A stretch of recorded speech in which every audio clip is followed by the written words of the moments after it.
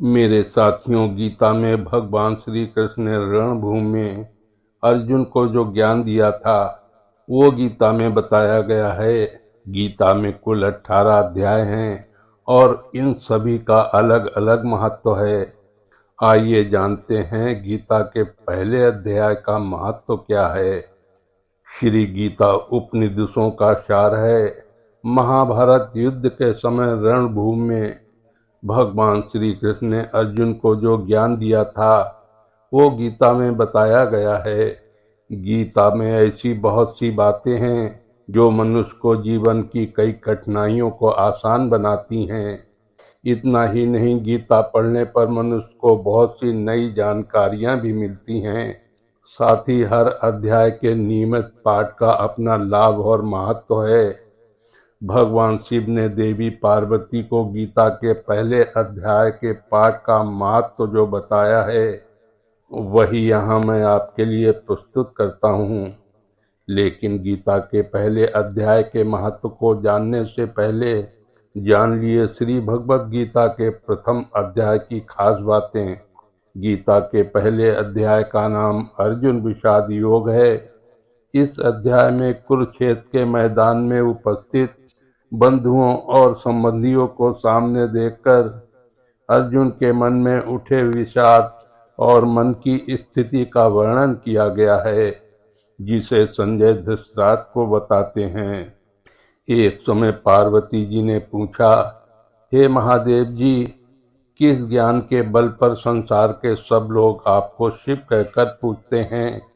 मृगछाला ओढ़े और अपने सभी अंगों में शमशान की विभूति लगाए, गले में सर्प और नरमुंडों की माला पहने हुए हो, इनसे तो कोई भी पवित्र नहीं, फिर आप किस ज्ञान से पवित्र माने जाते हैं?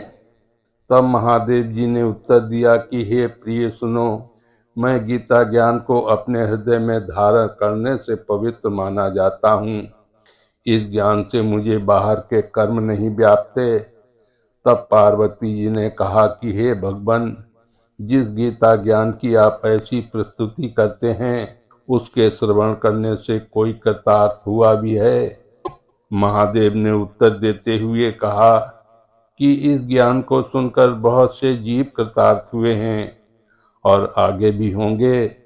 मैं तुम्हें एक पुरातन कथा कहता हूँ, उसे तुम मन लगाकर सुनो।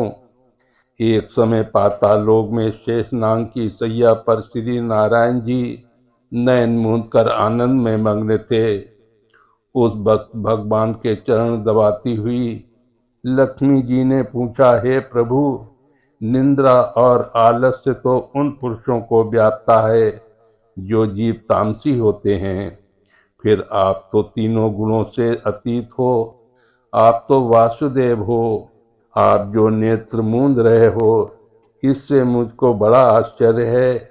नारायण ने उत्तर देते हुए कहा कि हे लक्ष्मी, मुझको निंदा आलस्य नहीं व्यापता। एक शब्द रूप जो भगवत गीता है, उसमें जो ज्ञान है, उसके आकार रूप हैं। ये गीता शब्द रूप अवतार है। इस गीता में यह अंग है। 5 अध्याय मेरे मुख हैं, 10 अध्याय मेरी भुजा है, 16वां अध्याय मेरा हृदय और मन और मेरा उदर है, 7वां अध्याय मेरी जंघा है, 18वां अध्याय मेरे चरण हैं। गीता श्लोक ही मेरी नाड़ियां हैं और जो गीता के अक्षर हैं, ऐसा मेरा शब्द रूपी जो गीता ज्ञान है, वे मेरा रोम है। उसी के अर्थ में हृदय में विचार करता हूँ और बहुत आनंद प्राप्त होता हूँ। लक्ष्मी जी बोली, हे श्री नारायण जी, जब श्री गीता जी का इतना ज्ञान है, तो उसको सुनकर कोई जीव कृतार्थ भी हुआ है, सो मुझसे कहो। तब श्री नारायण ने कहा, हे लक्ष्मी, गीता ज्ञान को सुनकर बहुत से जीव कृतार्थ हुए हैं, तुम मन लगाकर सुनो। एक व्यक्ति जो चांडालों के कर्म करता था और तेल नमक का व्यापार करता था, उसने एक बकरी पाली। एक दिन वो बकरी चराने के लिए वन में गया और वृक्ष के पत्ते तोड़ने लगा। वहां उसे एक सांप ने डस लिया, जिससे वो तुरंत मर गया। मरने के बाद उसने बहुत से नरक भोगे और फिर उसका जन्म बैल के रूप में हुआ। उस बैल को एक भिक्षुक ने मोल लिया। वो भिक्षुक उस पर चढ़कर सारे दिन मांगता फिरता था। जो कुछ भिक्षा मांग कर लाता, वो उसे अपने परिवार के साथ मिलकर खाता, और वो बैल सारी रात द्वार पर खड़ा रहता। उसके खाने पीने का कोई ख्याल नहीं करता था, और सुबह होते ही बैल पर चढ़कर फिर मांगने निकल जाता। जब बहुत दिन हो गए तो वो बैल भूख से गिर गया, लेकिन उसके प्राण नहीं निकले। नगर के लोगों ने देखा, और उस बैल को कोई तीर्थ का फल दे तो कोई व्रत का फल दे, तब भी उस बैल के प्राण नहीं छूटे। एक दिन गणिका आई। उसने लोगों से पूछा, एक ऐसी भीड़ है। तो उन्होंने कहा कि इसके प्राण नहीं निकलते, अनेक पुण्यों का फल दे रहे हैं, तो भी इसकी मुक्ति नहीं होती। तब गणिका ने कहा कि मैंने जो कर्म किया है उसका फल मैंने इस बैल को दिया। इतना कहते ही बैल की मुक्ति हो गई। तब बैल ने एक ब्राह्मण के घर जन्म लिया। पिता ने उसका नाम सुशर्मा रखा। उसके पिता ने उसे पढ़ाया लिखाया। उसको अपने पिछले जन्म की सुध थी। उसने एक दिन मन में विचार किया, जिस गणिका ने मुझे बैल की योनि से छुड़ाया था, उसका दर्शन करूं। विप्र चलते चलते गणिका के घर गया और कहा, आप मुझे पहचानती हैं? गणिका ने कहा, मैं नहीं जानती, तुम कौन हो? तब उसने कहा कि मैं वही बैल हूँ जिसको आपने अपने पुण्य दिए थे।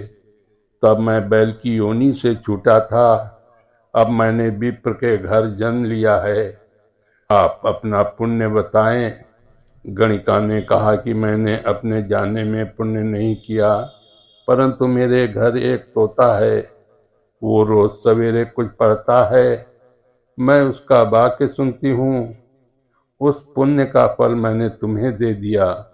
तब विप्र ने तोते से पूछा कि तू सवेरे क्या पढ़ता है? तोते ने कहा, मैं पिछले जन्म में विप्र का पुत्र था। मेरे पिता मुझे गीता के पहले अध्याय का पाठ सुनाया करते थे। एक दिन मैंने गुरु से कहा कि मुझको आपने क्या पढ़ाया है? तब गुरुजी ने मुझे शाप दिया कि तू तोता बन जा। इसके बाद मैं तोता बन गया। एक दिन बहेलिया मुझे पकड़ कर ले आया और एक विप्र ने मुझे मोल ले लिया। वो विप्र भी अपने पुत्र को गीता का पाठ सिखाता था। तब मैंने भी ये पाठ सीख लिया। उसी दिन विप्र के घर में चोर घुस गए।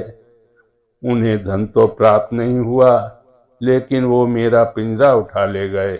उनकी ये गणिका मित्र थी। वो मुझे उसके पास ले आए। सो मैं नित्य प्रातः गीता जी के पहले अध्याय का पाठ करता हूँ, जिसे गणिका सुनती है।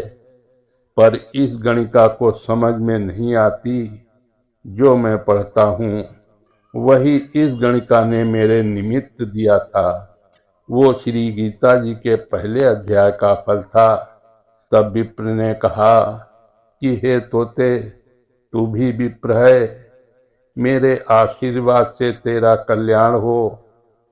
सो हे लक्ष्मी। विप्र के इतना कहते ही वो तोता भी मुक्ति को प्राप्त हो गया। तब गणिका ने बुरे कर्म छोड़ दिए, भले कर्म ग्रहण किए और नित्य स्नान करके श्री गीता जी के प्रथम अध्याय का पाठ करना शुरू कर दिया, जिससे उसकी भी मुक्ति हो गई। मेरे साथियों, गीता के प्रथम अध्याय का महत्व यहीं पर समाप्त होता है। जय श्री कृष्ण। राधे राधे।